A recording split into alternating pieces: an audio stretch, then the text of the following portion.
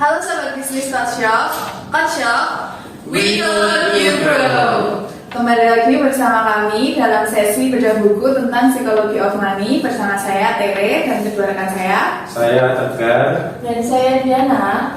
Kami akan membicarakan salah satu bab di buku Psychology of Money, yaitu bab 9 yang berjudul Wealth is what you don't see, atau kekayaan adalah sesuatu yang tidak terlihat. Nah, sebelum bicara lebih jauh tentang buku ini, apa sih yang bisa ditangkap atau mungkin bisa diceritakan sedikit mengenai bab ini dari Kak Tegar atau Kak Diana dulu? Mungkin aku mulai dari sedikit kesimpulannya bahwa di sini itu dibahas mengenai kekayaan itu apa yang tidak bisa kita lihat. Jadi misalnya orang punya mobil yang mewah banget harga ratusan juta bahkan miliaran, itu belum tentu orang itu dikategorikan sebagai kaya, karena dengan kita punya mobil kaya itu kadang ada banyak orang yang justru membeli mobil yang mewah itu dengan hutang, dengan cicilan, dan dia pun tidak punya banyak tabungan di situ.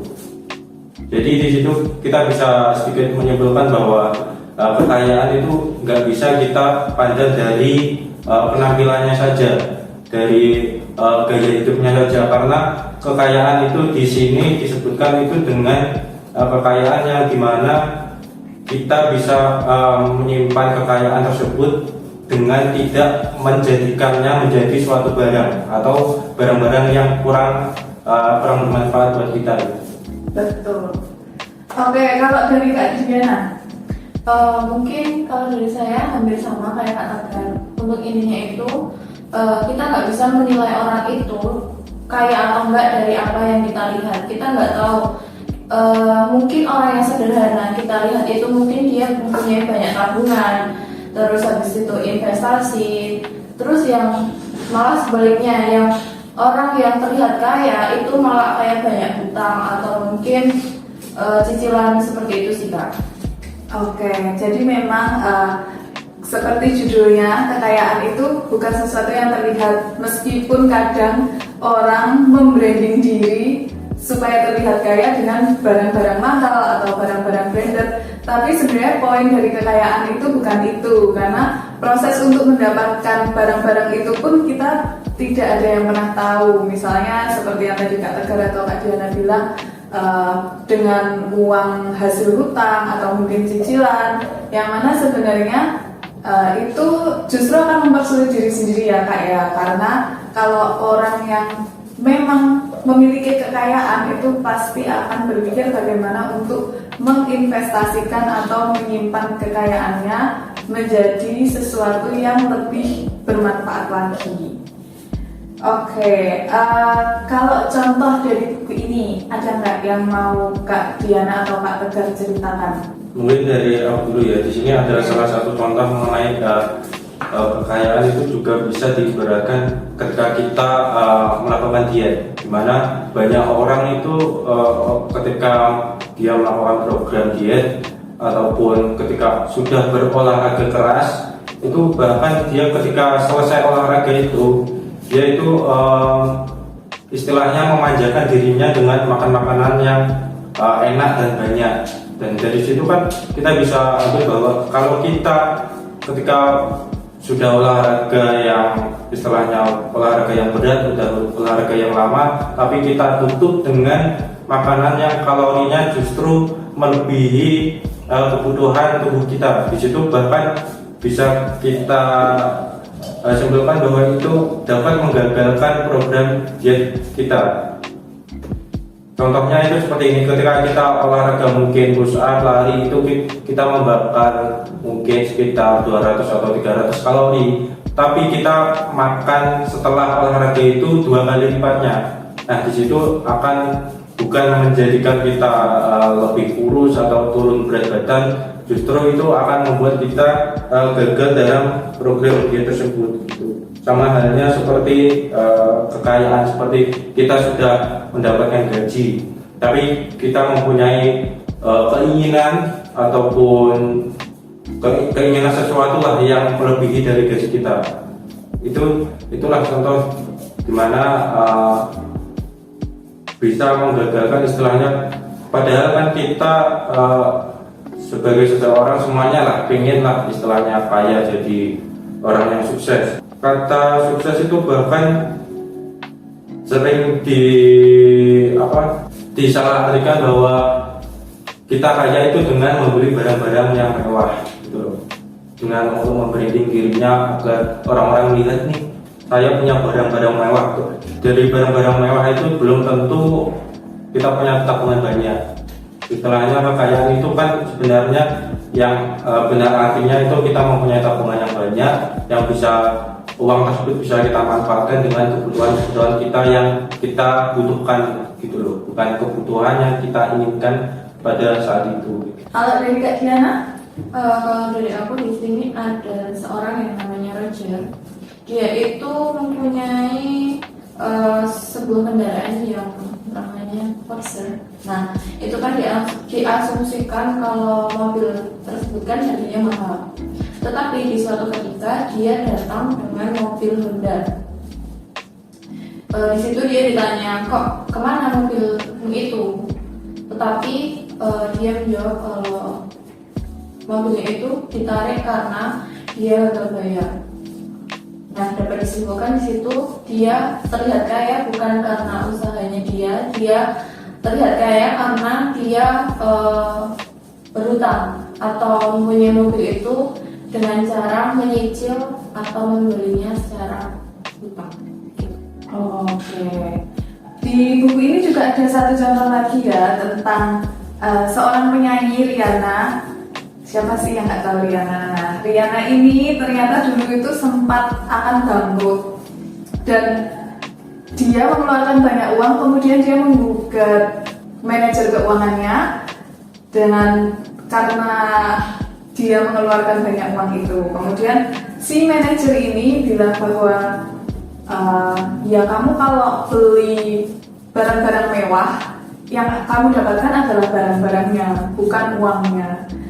Dan itu adalah kalimat yang emang seharusnya diungkapkan atau diingatkan ke orang-orang yang ingin jadi jutawan. Karena orang-orang yang bilang saya ingin jadi jutawan itu mungkin sebenarnya mindsetnya adalah saya ingin menghabiskan uang berjuta-juta supaya seperti jutawan, bukan bersikap seperti jutawan yang sesungguhnya.